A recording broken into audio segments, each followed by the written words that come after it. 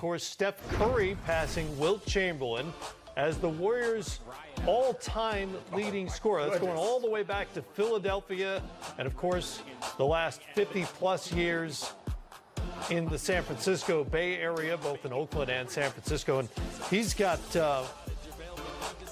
to 45 now.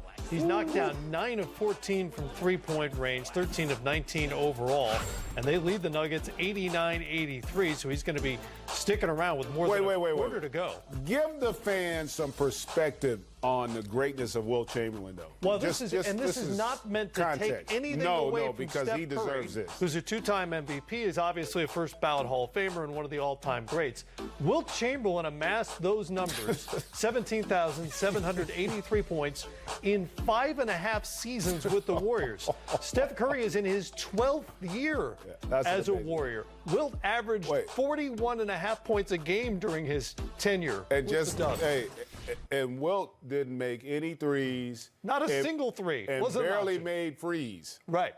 He shot about 50% from the free throw line. That's an amazing stat. Now, the other part, and we had a whole discussion about this before we got started here.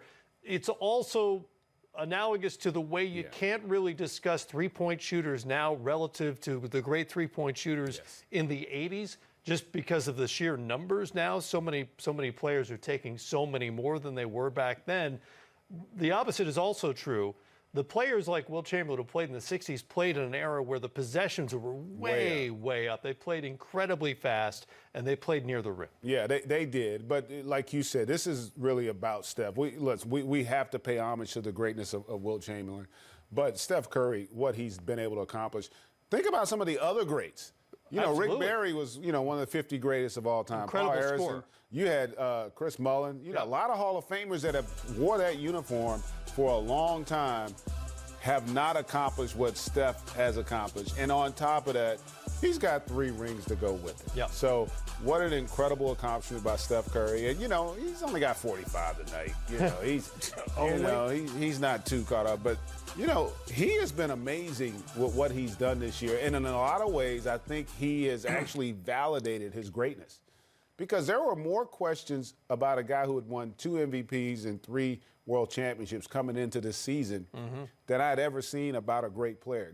Could he? Well, now he's got to have to do things on his own. And, granted, they're not going to contend for a championship. But the game plan is still to stop Steph Curry, and he's still having one of the best seasons of his career. So you've got to respect and appreciate what he's done. And he's also done something that very few players have ever done. He's actually changed the way the game of basketball is played. That's exactly the point I was going to make. And that's just the most amazing feat and the most amazing accomplishment I can think of for a basketball player or any athlete. When you can change, and, the irony of that is the guy he just surpassed also did it. Wilt Chamberlain. But he has changed the way the game of basketball is played fundamentally.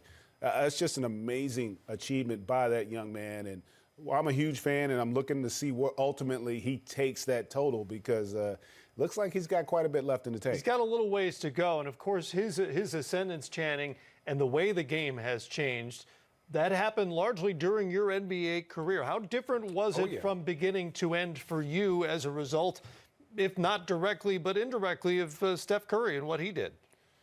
I was there when he was coming out of college, and I was in Phoenix, and Steve Kerr wanted to draft him. And then he went in his first year, it was Monte Ellis and those teams.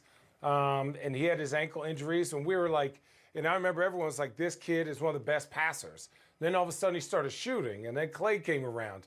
And then you started to realize, as good as his passing is, you're never going to talk about it, right? You're never going to talk about how, at his size, he could throw a left-hand across-the-court pass on a dime because his shooting was excelling that much. And another thing was, he has some of the top handles in the league, yet he plays better off the ball. He was an anomaly. It was like, well, you got to grab him, but he never gets tired, so you can't be physical with him.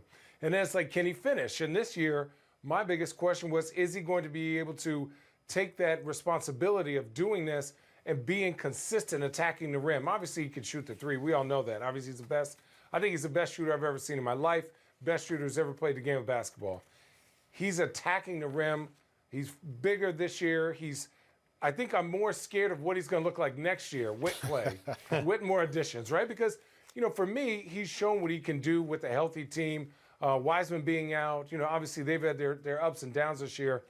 But he's evolved the game because every little kid, once Steph became Steph, felt like they had a chance on the court because he is a skilled player. What he has is obviously God-given talent, but he's a skilled player. Dribbling is something you can work on. Shooting is something you can work on. Your basketball knowledge, your film, your feel. Steph had everybody playing pickup, but nobody wanted to shoot twos anymore. And at the end of the day, as a big man, it was the worst because then I had to guard somebody 50 feet out and move my feet instead of maybe right at the three-point line. But the battles I got to watch in the finals and the attention to detail that you had to have with him, even more so when he didn't have the ball, I think makes him great and makes him one of the hardest guys to guard.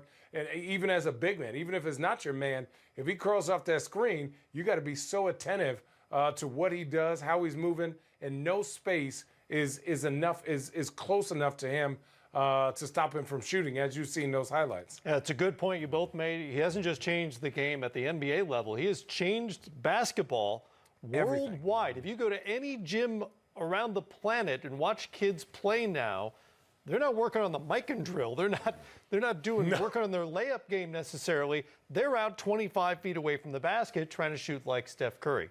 Amazing. And it's not many players about whom you can say he is the best ever at the thing he does early in their career. And that was widely acknowledged about Steph Curry.